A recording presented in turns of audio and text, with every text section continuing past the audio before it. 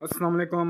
ये जो इलेक्शन में धांधली हुई है, बल्कि धांधला हुआ है, इसके ऊपर पीटीआई वाले कह रहे हैं वो जीते हुए हैं, उनके पास फार्म 45 है। और अगर हैं तो वो ये सब इतना स्लो प्रोसेस क्यों हो रहा है? मतलब जब मर्ज़ी रात को इमरान खान के ख़िलाफ़ अदालतें रात 12 बजे खुल जाती हैं। अब ये इतना ज़रूरी काम है, इसके लिए अदालतें क्यों नहीं खुलती? ये डबल शिफ्टें क्यों नहीं करते? काम चोर अदालतें हैं। मतलब पहले संडे आएगा, फिर उस मंडे को सुबह जाके अदालतें खुलेंगी। ये क्या बकवास है? और ये फॉर्म 45 और 47 जो भी है, हमें तो इसका पता नहीं था पहले क्या होता है। तो बस जो भी है ना, ये तो नॉन लीग वाले नकली बनवा लेंगे, तो फिर क्या कर लेंगे ये पीटीआई वाले। और ये नॉन लीग वाले ये नकली फॉर्म 45 बनवा भी लें तो फिर भी यूट्यूब में लाइव रिकॉर्डिंग सारा कुछ लोगों ने, पूरी दुनिया ने देखा है कि लोग जीत रहे हैं। पीटीआई वाले अचानक से रिज़ल्ट बदल गए हैं। मतलब 99% रिज़ल्ट आ गया है, तो 15 मिनट बाद कुछ और रिज़ल्ट शो होने लग गया। मतलब पीटीआई वालों को किसी के हुक्म पे जानबूझ के हराया गया है। तो ये जो रिकॉर्डिंग हुई है, लाइव रिकॉर्डिंग हुई है, पूरी दुनिया ने देखी है। चाहे जितने मर्ज़ी फॉर्म 45 बनवा लें, तो दुनिया तो इसको कबूल नहीं करेगी।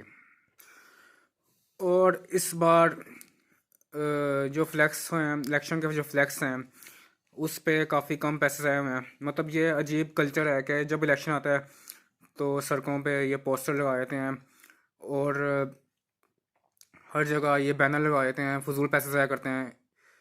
अब ये पीटीआई वालों को ये सब करने का मौका नहीं मिला, तो उसके बगैर भी ये जीत तो गए हैं ना। तो ये पैसे ज़ाया करना, फ्लैक्स पोस्टर लगाना, ये क्या बेवकूफ़, बहुत बेवकूफ़ लगता है ये। पागलपन लगता है कि ज़्यादा जिसके पोस्टर होंगे लोग उसको वोट डालेंगे। ये इसकी तो कोई लॉजिक नहीं है। जिसने जिसको वोट डालना है उसी को डालना है। बस लोगों को पता होना चाहिए बंदे का निशान क्या है। और मतलब ये नहीं है कि ज़्यादा पोस्टर लगेंगे तो फिर ज़्यादा तरीके से लोगों को निशान का पता लगेगा। जिस तरह ये पीटीआई वालों ने फेसबुक पे सबको बताया है, तो एक तरीका हो तो ये पैसे ज़ाया ना करने पड़े।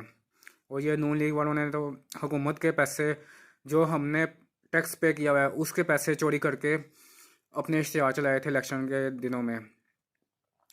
उनको पता नहीं क्यों नहीं कोई पूछता।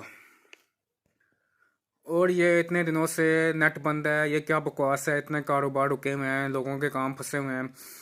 नेट बंद करने की क्या क्या तुक है? क्या बकवास है? क्या तमाशा है? मतलब ये जो लोग ड्रामे कर रहे हैं कि पीटीआई वाले जीत गए हैं। मुझे पीटीआई पीटीआई मेरे मामे की पुत्र नहीं है, मगर एक प्रोसेस होता है।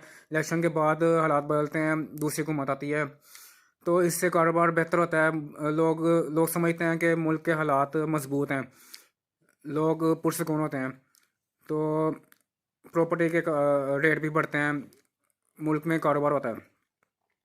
अब ये बकवास चली हुई है कि ये हो गया वो हो गया। ये जो पीटीआई जीत गई है, इसको ये कबूल क्यों नहीं करते? एवं ही हर जगह बेचैनी फैली हुई है, स्टॉक एक्सचेंज गिर रही है और कारोबार है नहीं। अगर इलेक्शन अनाउंस हो जाए तरीके से, तो ये लोगों को थोड़ी तसल्ली हो और लोग अपने काम करें और मुल्क में बेहतरी आए। लेकिन नहीं, पता नहीं क्या तकलीफ़ है इनको, क्यों ड्रामे कर रहे हैं। और ये जो नून लीग वाले हैं, पहले नवाज शरीफ ने लंदन की टिकट कटवा ली थी, लेकिन फिर उसको ऊपर से फ़ोन आया कि तुमने अभी नहीं जाना, सुबह सब्र करो, तुम्हें जितवाए थे। फिर उसके नतीजे टीवी में हमने देखा कि नतीजे बदल गए, रात को फरिश्तों ने वोट डाल दिया। तो बात यह है कि नवाज शरीफ जो है वो कह रहा है, उसके जो अपने दोस्त हैं, अपनी पार्टी के लोग हैं, वो कह रहे हैं हमें इतना वोट पड़ा ही नहीं है, हम इतनी ज़्यादा सीटें क्यों दे रहे हो, हम तो इस काबिल ही नहीं है, बस करो बस करो, ये क्या इतने ज़्यादा वोट हमें डाली जा रहे हो, डलवाई जा रहे हो। मतलब वो कह रहे हैं हम नहीं जीते, पीटीआई वाले जीते हैं।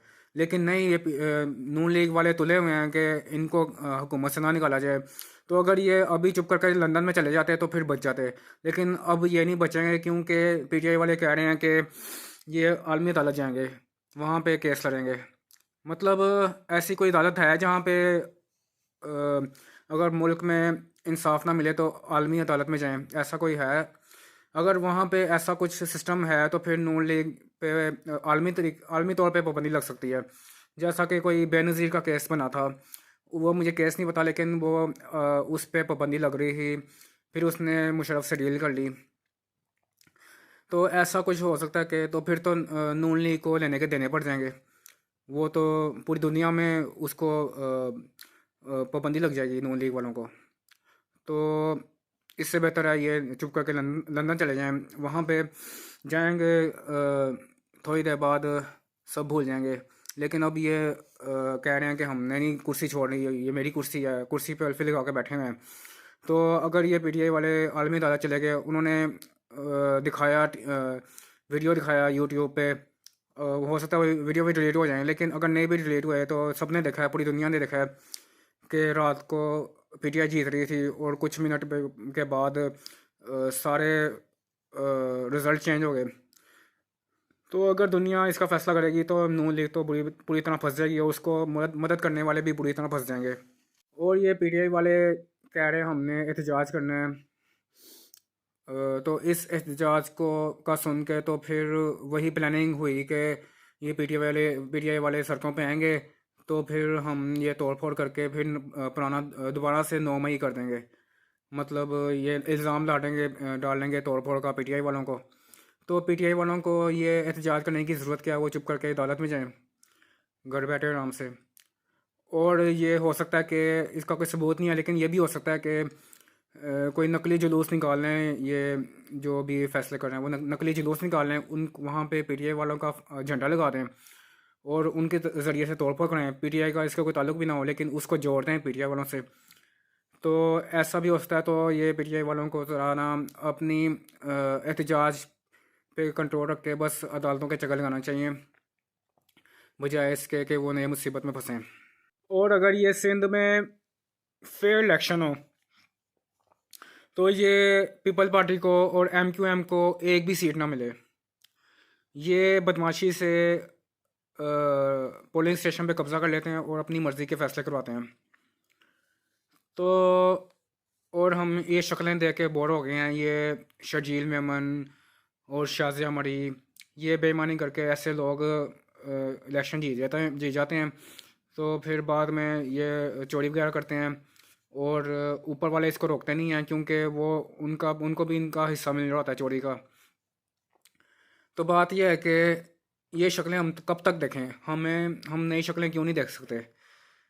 ये शहबाज शरीफ का बेटा जो है हमज़ा शहबाज, वो भी हार गया था, उसको पता नहीं कौन सी पीटीआई की लड़की थी, औरत थी, उसने हराया। मतलब 5,000, शायद पता नहीं कितने वोट थे, 5,000 के फ़र्क से वो जीता है और 16,000 वोट पीटीआई के रिजेक्ट हुए हैं। तो यहाँ भी इलेक्शन दोबारा होना चाहिए या अदालत को फैसला करना चाहिए।